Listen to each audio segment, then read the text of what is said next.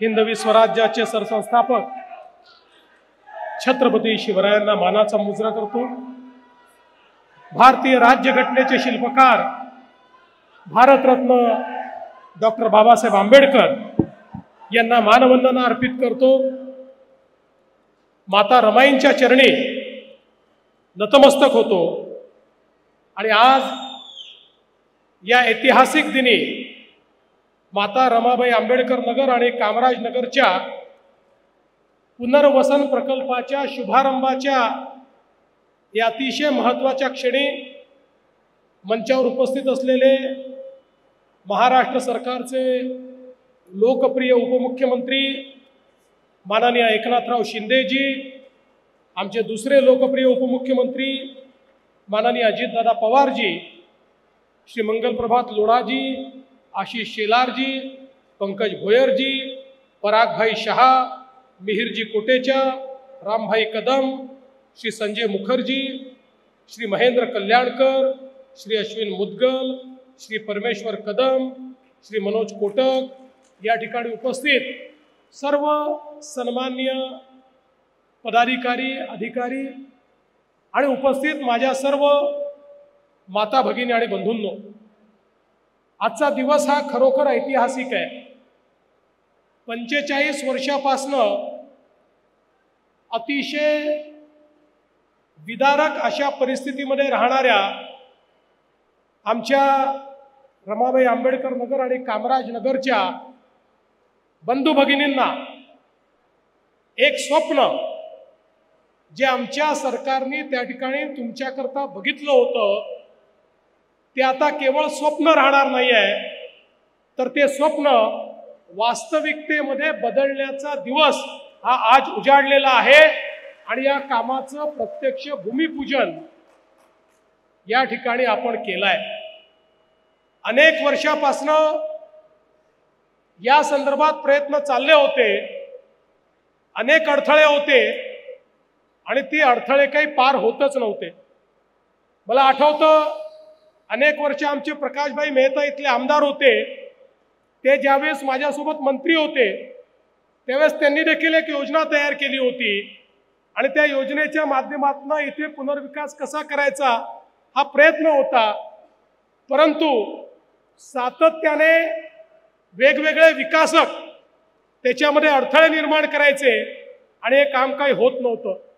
मात्र शिंदे साहेब मुख्यमंत्री होते, मी त्यांच्यासोबत गृहनिर्माण मंत्री होतो आणि त्यावेळी आम्ही हा निर्णय केला की अशा प्रकारच्या ज्या काही आपल्या स्कीम्स आहेत याच्यामध्ये विकासकाच्या भानगडीत न पडता थेट आपल्या शासकीय संस्थांनाच ही कामं दिली पाहिजेत आणि म्हणून पहिल्यांदा प्रयोगात्मक SRAच्या सोबत MMRDA ला जोडण्यात आलं आणि हा पहिला प्रकल्प असा आहे की SRA आणि MMRDA ने मिळून हा प्रकल्प करण्याचा निर्णय घेतला आणि अतिशय वेगाने, मी खरोखर दोघांचेही अभिनंदन या ठिकाणी करेन की अतिशय वेगाने हे काम या ठिकाणी हातामध्ये घेतलं। आज खरं तर आमचे जे नागरिक आहेत त्या नागरिकांना त्यांनी जागा रिकामी केल्याशिवाय या ठिकाणी बांधकाम करणं शक्य नव्हतं, त्यांनीही सहकार्य केलं आणि राज्य सरकारने पुढे येऊन 2 वर्षाचं आगाऊ भाडं त्या ठिकाणी दिलं आणि लगेच जागा ही रिकामी झाली आणि आता या जागेवर अतिशय वेगाने बांधकाम आम्ही करणार आहोत। आणि मला MMRDA आणि SRA ला सांगायचं आहे, 3ऱ्या वर्षाच्या भाड्याची व्यवस्था आपण करून ठेवली आहे, पण ते देण्याची वेळ आणू नका। 2 वर्षात हे काम या ठिकाणी उभं राहिलं पाहिजे। आता isakal.com आहे देशातील नंबर 1 ची मराठी न्यूज वेबसाईट।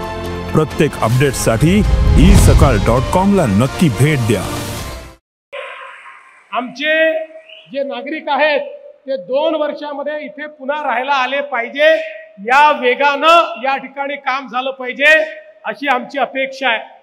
खरं म्हणजे आमच्या एकनाथराव शिंदेजींचा सातत्याने क्लस्टरचा आग्रह आहे। त्यांनी ठाण्यामध्ये अतिशय चांगले क्लस्टर तयार केले आणि आता परवा आमच्या मंत्रिमंडळाच्या बैठकीमध्ये आम्ही हा निर्णय केला की मुंबईमध्ये मोठ्या क्लस्टरची आम्ही पॉलिसी आणली आणि झोपडपट्ट्यांनाही क्लस्टरमध्ये त्या ठिकाणी विकसित करण्याचा आम्ही निर्णय घेतला।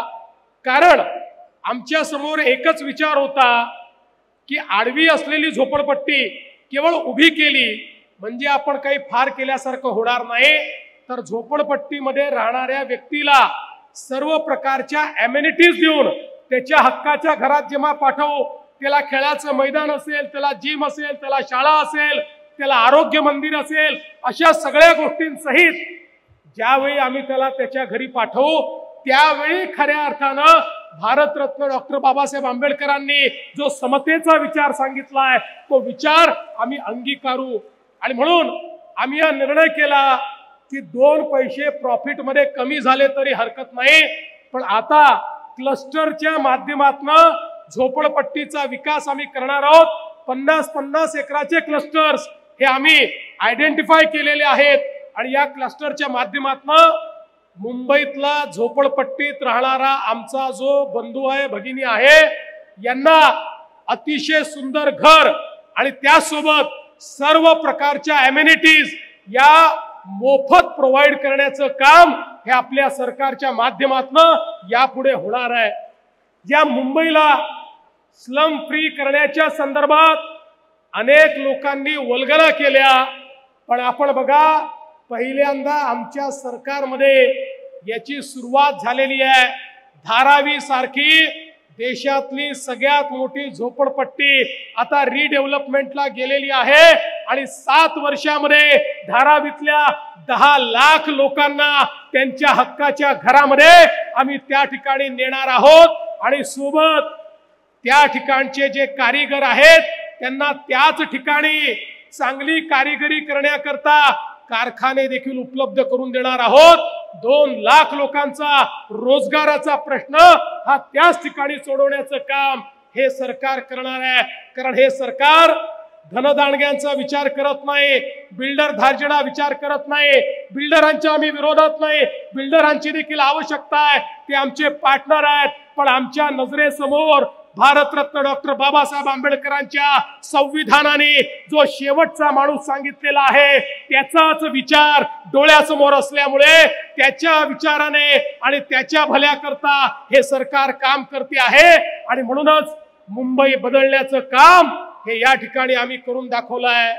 आणि म्हणून आज आमच्या विरोधात जे लोक वल्गना करतात, शिंदे साहेब त्यांना आपण विचारलं पाहिजे, त्यांनी एक प्रकल्प दाखवावा, एक या अख्ख्या मुंबईमध्ये त्यांच्या काळात त्यांनी केलेला एक प्रकल्प दाखवावा, ते काहीच करू शकले नाहीत। केवळ येतात, भाषण ठोकतात आणि त्या ठिकाणी निघून जातात। अरे भाषणाने जर पोट भरलं असतं तर या मुंबईमध्ये कोणीच उपाशी राहिला नसता। भाषणाने पोट भरत नाही, विकासानं पोट भरतं, विकासानं रोजगार निर्माण होतो, विकासानं लोकांच्या हाताला काम मिळतं, घर मिळालं तर त्या ठिकाणी सामान्य माणसाच्या जीवनात परिवर्तन होतं आणि ते करण्याचं काम या महाराष्ट्राचं आमचं सरकार, तुम्ही जी निवडून दिलेली ही त्रिमूर्ती आहे, आम्ही तिघं आणि आमचे सहकारी या ठिकाणी हे काम करतो।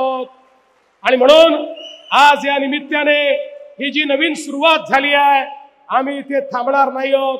मला कल्पना आहे काही भागामध्ये कोर्ट केस वगैरे चालली आहे, काही काळजी करू नका। शिंदे साहेब, मी आणि अजित दादा त्यातनही मार्ग काढू आणि संपूर्ण विकास हा लवकरात लवकर या ठिकाणी सुरू करू। कोणालाही विकासापासनं आणि घरापासनं आम्ही वंचित होऊ देणार नाही, हा विश्वास मी व्यक्त करतो। आणि सर्वाधिक आभार हे तुमचे सर्वांचे मानतो की ज्यांनी सरकारवर विश्वास ठेवला आणि या ठिकाणी ही संधी आम्हाला दिली। काळजी करू नका, आता तुमच्या विश्वासाला पात्र अशा प्रकारचं काम आम्ही करून दाखवू आणि या ठिकाणी या इमारती उभ्या झाल्यानंतर याच्या उद्घाटनाला देखील मी, शिंदे साहेब आणि अजित दादा आणि मंचावरचे सगळे आम्हीच या ठिकाणी येऊ, हा विश्वास व्यक्त करतो। पुन्हा एकदा आपल्या सर्वांना अतिशय मनपूर्वक शुभेच्छा देतो आणि माझं बोलणं संपवतो। धन्यवाद। जय हिंद, जय भीम, जय भारत, जय महाराष्ट्र। देश विदेशातील प्रत्येक घडामोडींचे लाईव्ह अपडेट मिळवण्यासाठी आता साम टीव्हीच्या सर्व सोशल मीडिया प्लॅटफॉर्मला लाईक, फॉलो आणि सबस्क्राईब करा. तसंच सर्व नोटिफिकेशनसाठी बेल आयकॉन प्रेस करायला विसरू नका.